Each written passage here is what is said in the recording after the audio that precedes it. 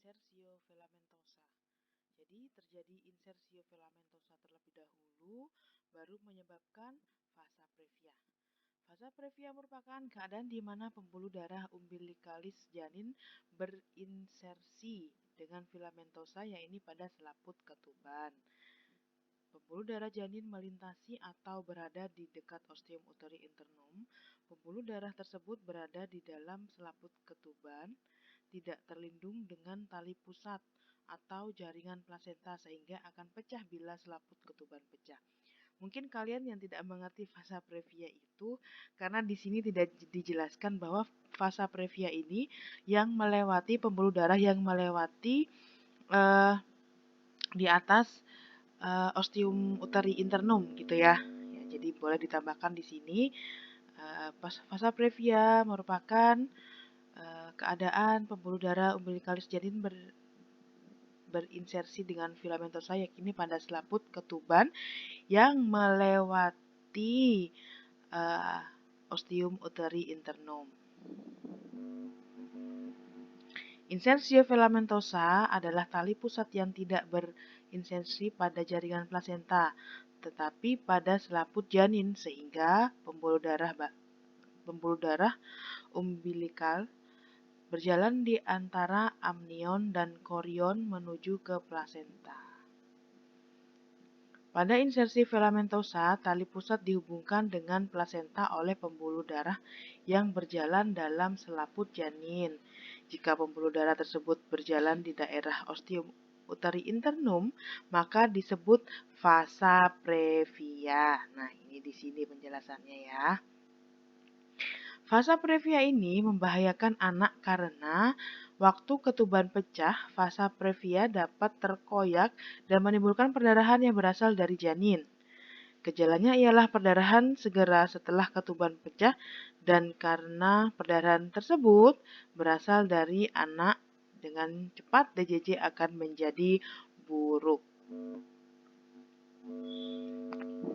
Ini yang tadi.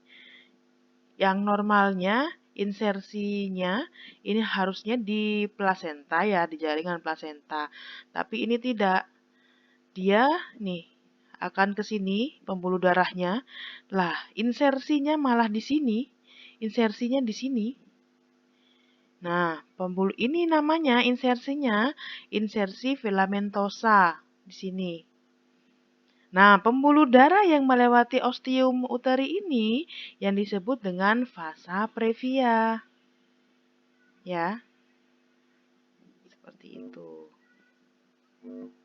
Etiologinya, insersi filamentosa ini biasanya terjadi pada kehamilan ganda atau gemeli. Karena pada kehamilan ganda, sumber makanan yang ada pada plasenta akan menjadi rebutan oleh janin. Sehingga dengan adanya rebutan tersebut akan mempengaruhi ke penanaman tali pusat atau yang namanya insersi tali pusat.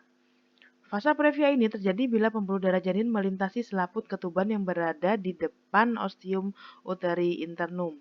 Pembuluh darah tersebut dapat berasal dari insersio filamentosa dari tali pusat atau bagian dari lobus subsenteriata. Bila pembuluh darah pecah, maka akan terjadi robekan pembuluh darah. Itu makanya fasa previa ini juga tidak boleh disembarangkan gitu. Jadi benar-benar harus kita tangani dengan baik. Nih, kalau masih belum paham. Nih, di sini plasentanya. Kemudian ini dia pembuluh darah yang tanpa dilindungi oleh umbilikal. Ya. Kemudian dia melewati ostium uteri. Ini namanya fasa previa ini di sini. Nah, dan umbilikalnya ini, tali pusatnya ini, dia insersinya di filamentosa. Harusnya dia insersinya di sini kan? Nah, dia insersinya di filamentosa. Seperti itu. Ini biasanya juga terjadi pada bayi kembar. Bisa.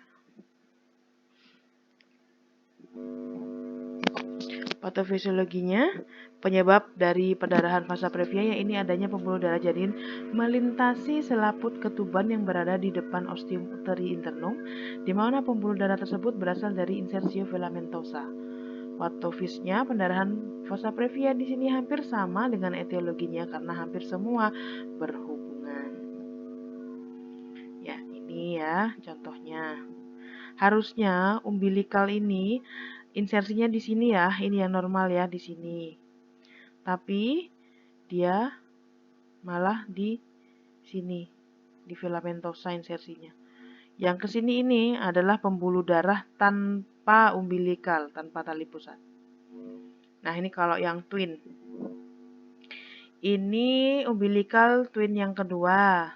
Dia tepat di sini. Nah, yang pertama karena dia berebut ya, umbilikalnya dia insersinya di filamentosa. Dan ini, nah, ini pembuluh darahnya ini yang berbahaya nantinya takutnya robek. Nih, jelas kan kalau gambar ini? Takutnya robek. Nah, ini kalau ketuban robek, selaput ketuban robek, dia akan juga ikut robek. Bisa dibayangkan ya, robekan langsung di pembuluh darah seperti apa. Ini pembuluh darahnya lumayan ya. Manifestasi kliniknya. Pertama, dapat timbul perdarahan pada kehamilan 20 minggu, darah berwarna merah segar, tidak disertai atau dapat disertai nyeri perut. Ini bisa disertai nyeri atau tidak disertai nyeri. Perdarahan segera setelah ketuban pecah, dan karena perdarahan ini berasal dari anak, maka dengan cepat bunyi jantung anak menjadi buruk. Penata laksanaannya tergantung pada status janin. Bila ada keraguan tentang maturitas janin, tentukan lebih dahulu umur kehamilan. Umur kehamilannya dia aterm atau preterm. Ukuran janin, maturitas paru. Nah, ini perlu, ini penting ini maturitas paru ini. Nanti kita akan bahas maturitas paru di kehamilan preterm. Dan pemantauan kesejahteraan janin dengan USG dan kardiotografi. Apa namanya kardiotografi? Ada yang tahu? Bila janin hidup dan cukup matur, dapat dilakukan seksio sesarea segera, namun bila janin sudah meninggal atau imatur, dilakukan persalinan per vagina.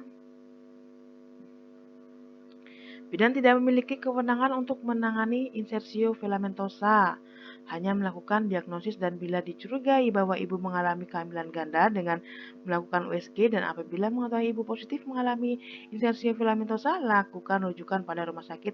Tapi ingat, lakukan pemasangan cairan infus dulu secara intravena. Ini lebih jelasnya. Bayangkan kalau pembuluh darah yang seperti ini tuh yang pecah. Ya, ini plasentanya di sini. Ini adalah selaput ketubannya. Dan ini pembuluh darahnya. Ini insersi tali pusatnya. Ini yang normal. Yang normal kan di sini dia. Dia enggak, insersinya dia di sini. Oke, sudah selesai. Terima kasih atas perhatiannya. Assalamualaikum warahmatullahi wabarakatuh.